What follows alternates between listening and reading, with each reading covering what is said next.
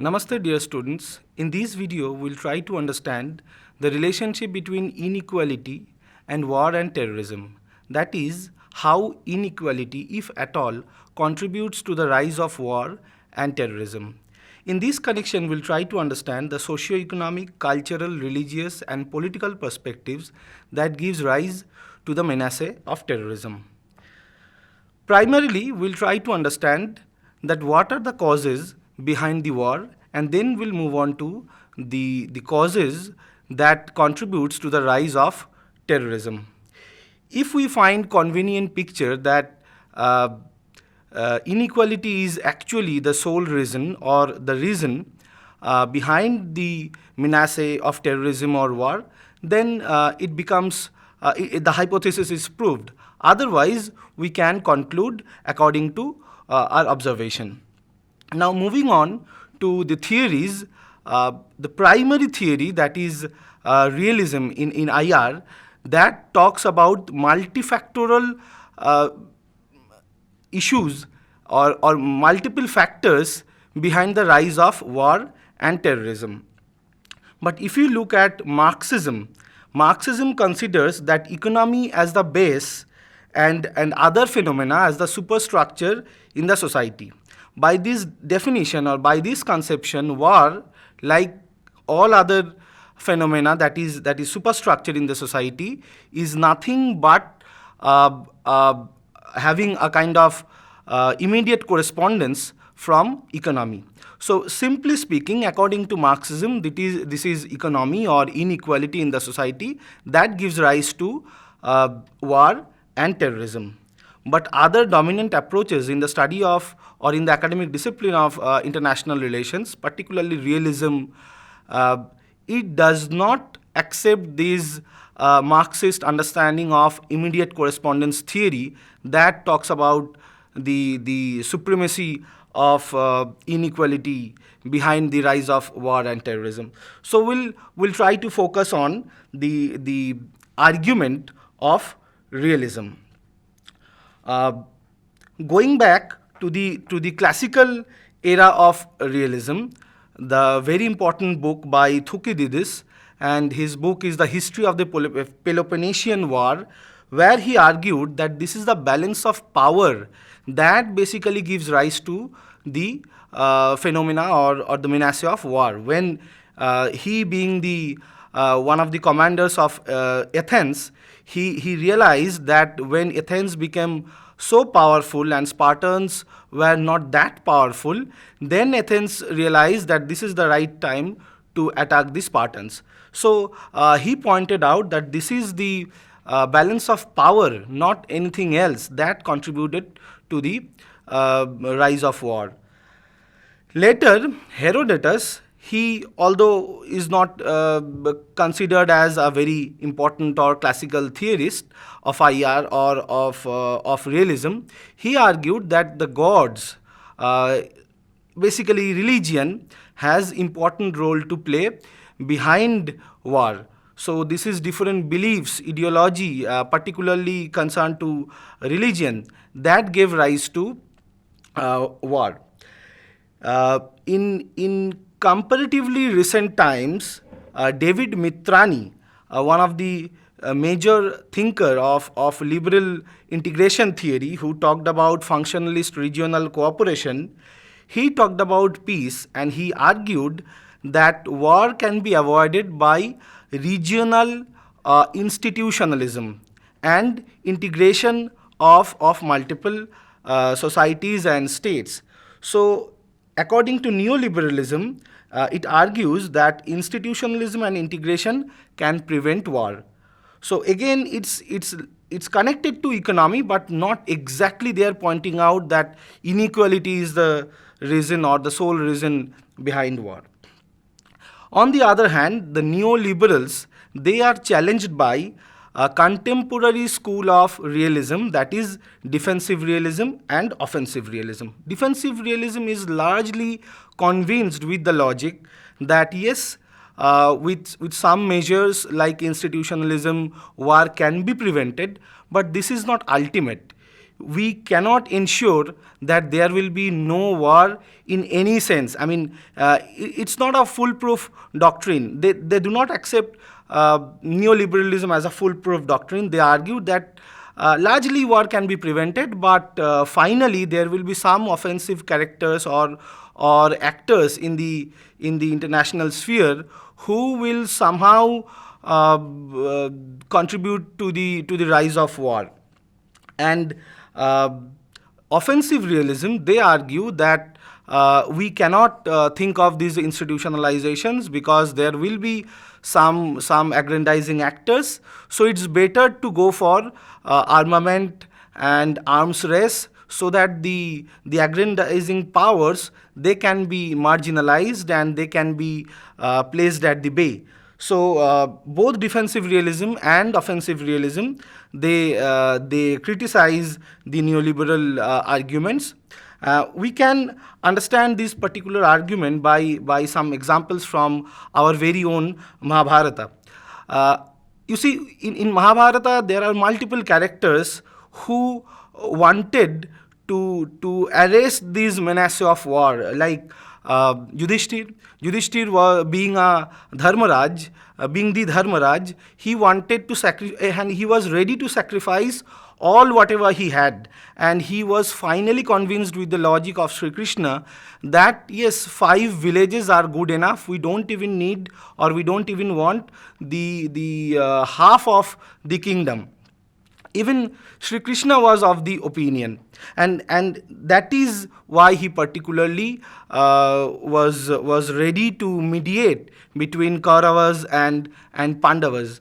But finally, it did not take place. It did not, or it could not become a reality, because Duryodhan, in that sense an aggrandizing actor of IR, he was not ready to accept even these clause of small 5 villages. So these offensive actors is somehow choking the room for peace in global space. So this is somehow the argument of defensive realism, that even if you want, even if you have the best intent, war cannot be always prevented. Okay, so there are many other examples in Mahabharata. If you just go a little backward, I mean, at the time of Bhishma, when he was the Devabrata and controlling the entire Aryavarta, and he attacked multiple countries, and one of that kingdom was Gandhar. And it is often argued that this is Shakuni who actually planned this entire debacle of, or this menace of this great war at the end of the Mahabharata. So again, we see that offensive characters or offensive actors are always there. That somehow creates a kind of environment where peace is just not possible and war becomes inevitable. Moving on to another important theory of Chanakya and his idea of war. Chanakya or Kautilya is one of the major thinkers who talked about and theorized war in statecraft.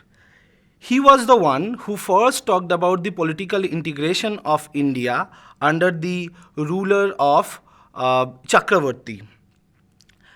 It does not mean he advocated a relentless war among the Indian kings.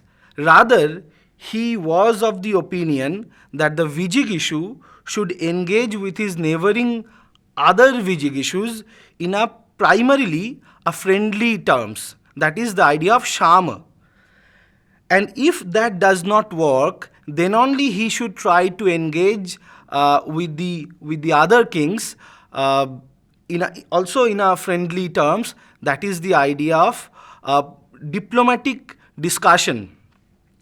Only if diplomatic discussion does not work, then only the king should, or the Vijigishu should try the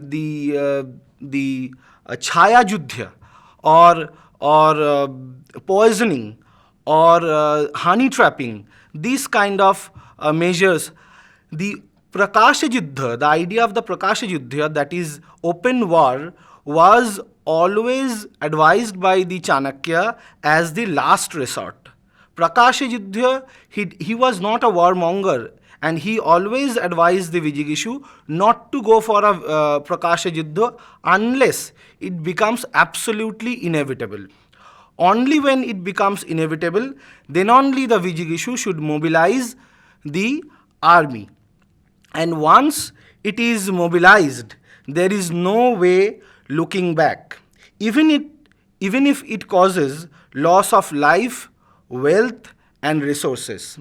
Annihilation of the army is the only goal once the war is declared. And that is why he said, Sumata Sumahabba Mahatabhikshyabhyana Shatru Vinashanam Abhyupa Gantabyam.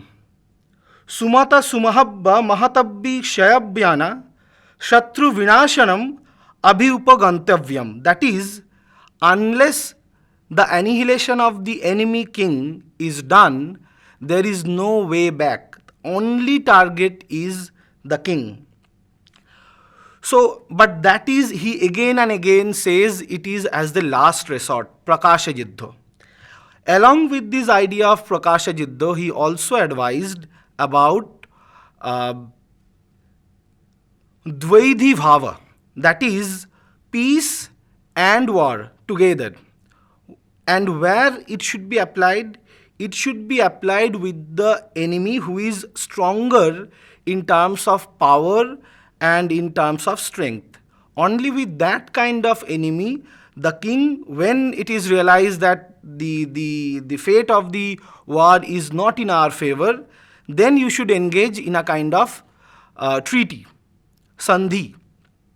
And with the king or other kings, where the Vijigishu finds it convenient and finds the opponent is less capable, then he should engage in a war of a larger magnitude, so that he can capture the land and becomes and move forwards towards the way of becoming the Chakravarti.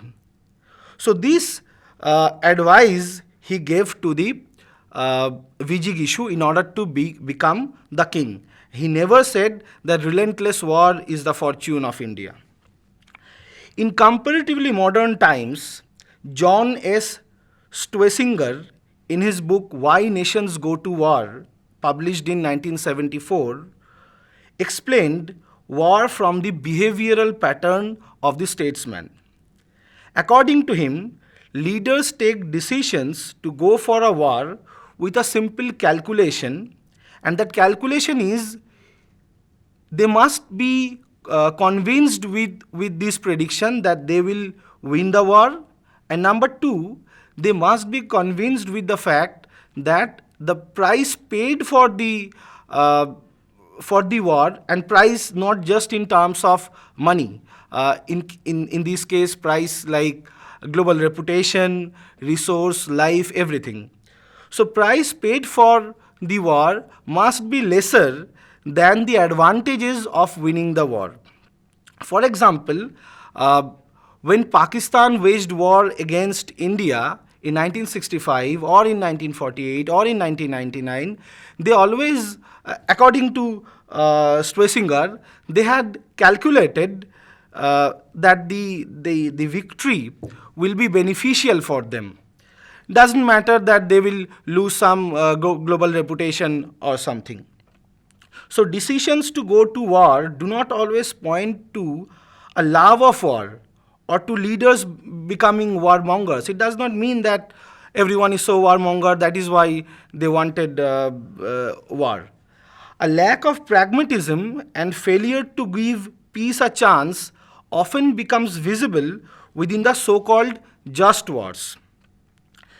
Next, what we find in case or in modern day warfare, we find another issue when radical powers go for a war. And these radical powers, like what we find in case of Pakistan in South Asia, Iran in Middle East, and North Korea, they want to change the status quo of the region, of the world, or the status quo of negotiation along with their counterparts. If today minnows of world politics want to challenge the USA or get into a better negotiation with a larger, recognized larger or stronger power, then that negotiation will not be in favor of the smaller country. Now, what they can do? This same tactic was followed by Pakistan always. They tried to get the advantage of element of surprise by the policy of first attack. In case of 1965, Pakistan attacked first. In 1948, Pakistan attacked first. And India somehow was surprised.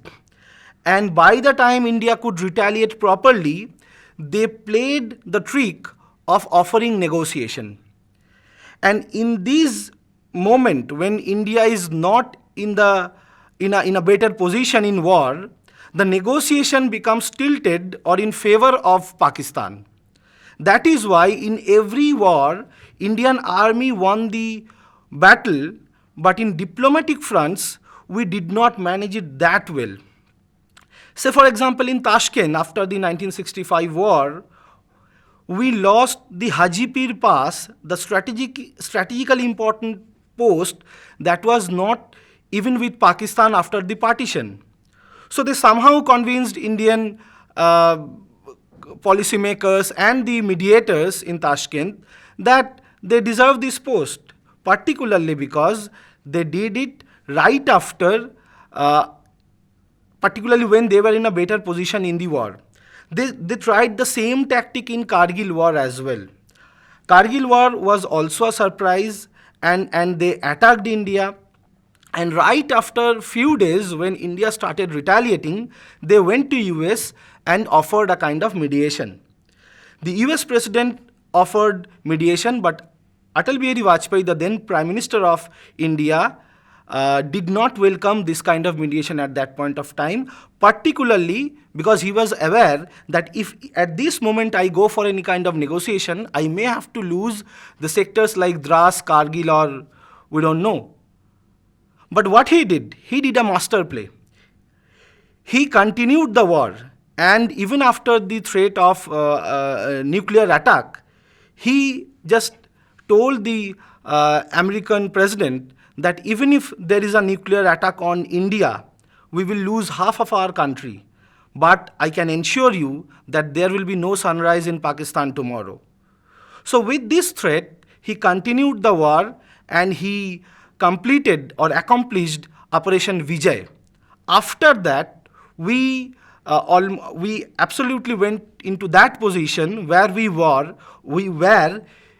before the Kargil attack by Pakistan. So this strategy is often used by the radical powers in regional politics or in international politics, that first you attack, then you offer a kind of negotiation. This is done particularly to change the terms of negotiation in so-called peace talks. With this, we move on to our next subtopic of this lecture, that is inequality as a cause of rise of terrorism.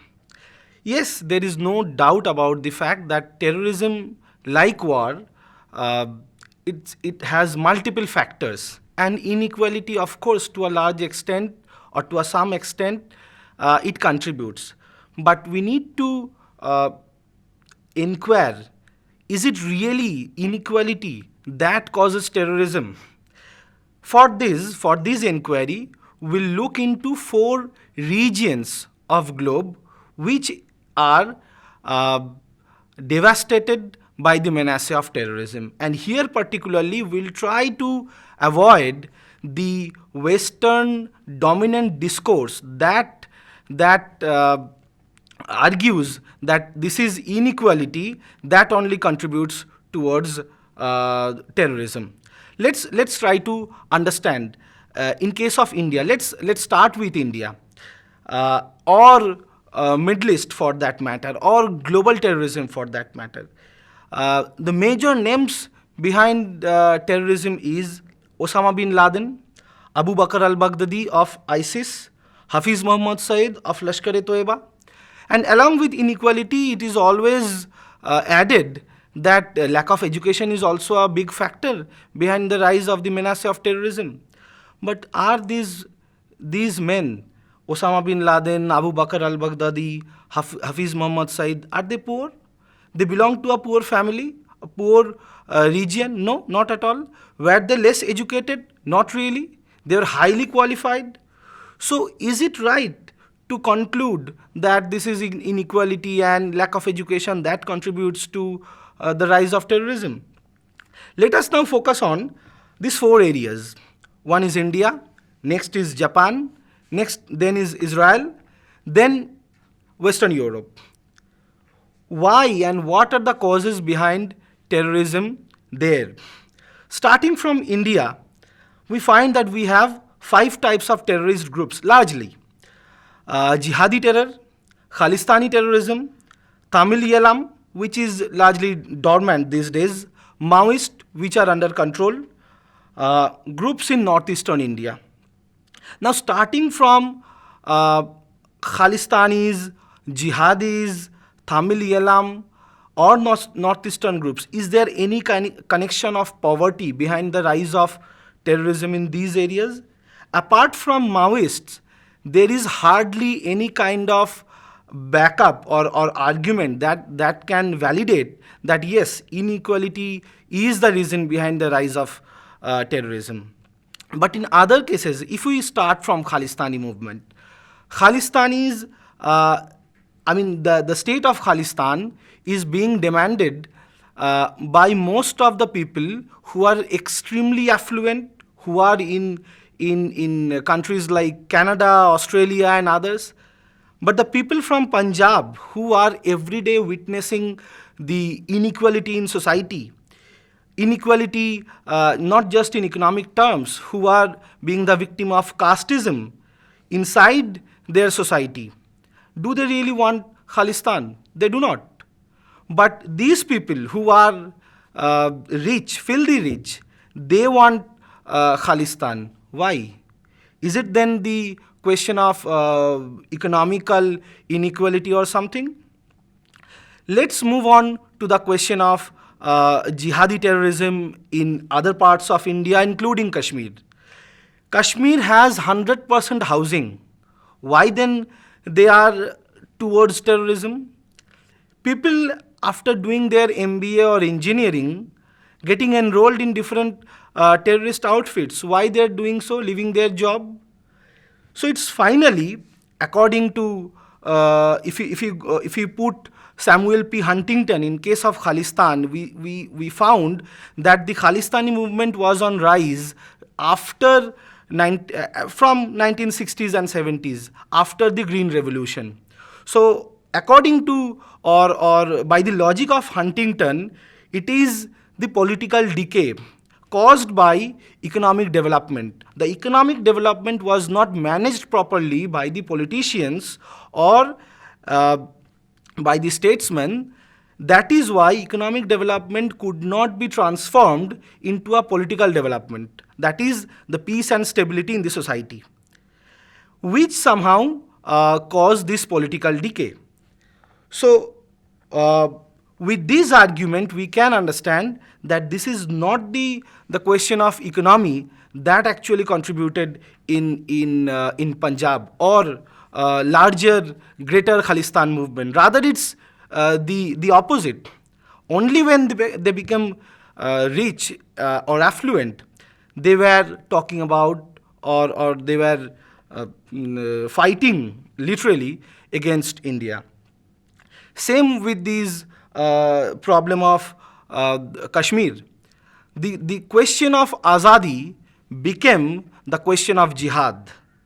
The so-called civil disobedience became religious fanaticism. Why? It was question of identity, nothing else, and backed by the country called Pakistan.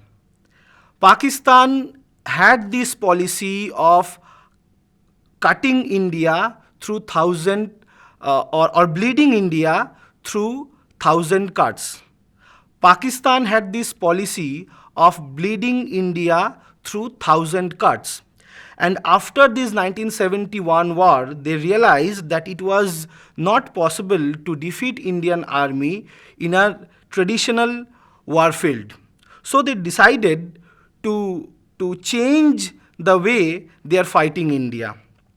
And they adopted the policy of terrorism inside India. From then, they were sponsoring, fostering, supporting logistically and strategically both in Kashmir and in Punjab.